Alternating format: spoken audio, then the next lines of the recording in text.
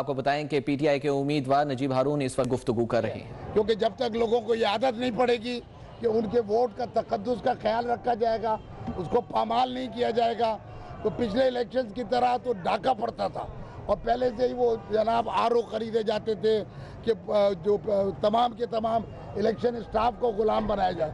तो ये अच्छी रिवायत बन रही है, अभी तक काफ़ी बेहतर है और मैं इसकी तारीफ भी करूँगा।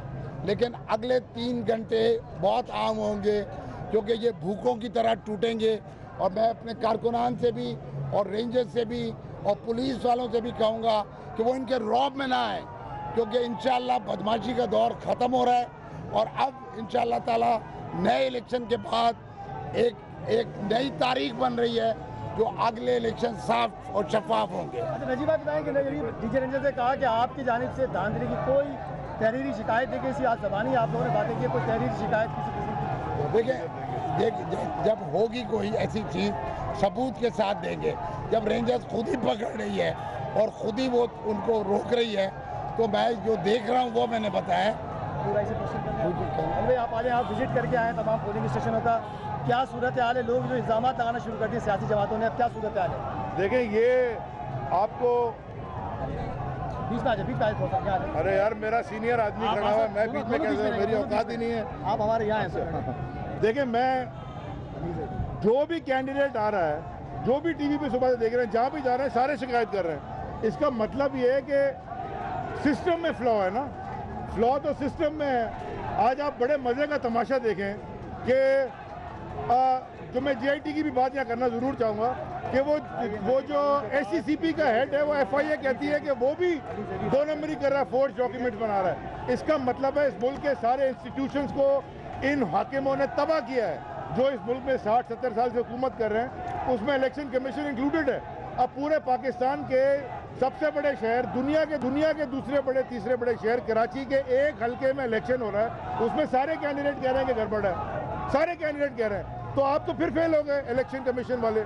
अब देखना ये है कि शाम तक और रेंजर्स बड़ा अच्छा काम कर रही है, जहाँ भी मैं जा रहा हूँ दूसरे भी कह रहे हैं, हम भी कह रहे हैं कि रेंजर्स अच्छा काम कर रही है, लॉ इन्फोर्समेंट हालात को भी ठीक रखा हुआ है, अंदर भी नहीं ठप्पे लगने दे रही, ये अच्छी बात है।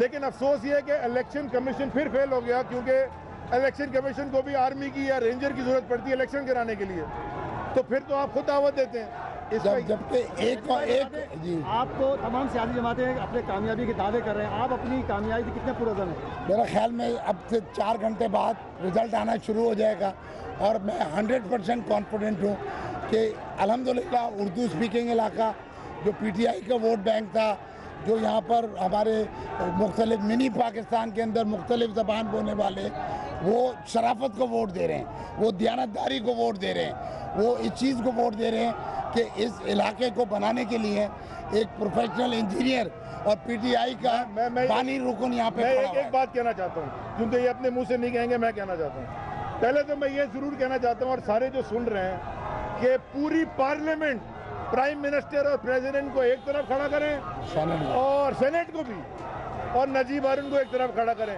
ये पाकिस्तान का सबसे टॉप टैक्स पेयरों में इनका नाम आता है। इस आता है कि नहीं आता? अल्लाह ताला ने इनके ऊपर बड़ी रहमत की है और इन्होंने फिर आगे टैक्स भी भरा, चोरी नहीं की। और दूसरा, ये जो इलाका है 114 का, ये ज़रूर 114 वाले सुने, यहाँ तो माशाल्लाह इतनी सफाई है, यहाँ तो कचरा भी नहीं है, यहाँ तो रोडें भी बनी हुई हैं, बत्ती भी नहीं जाती, दूध की नदियाँ बह रही हैं, HSN से भी अच्छे स्कूल हैं। तो खुदा के वास्ते हाल तो देखो, अभी भी अगर इन्हीं के साथ रहना है। ये 30 साल से एक जमात हाकिम है और 9 साल से तो अल्टीमेट इख्तिदार पीपल्स पार्टी के पास है। तो किया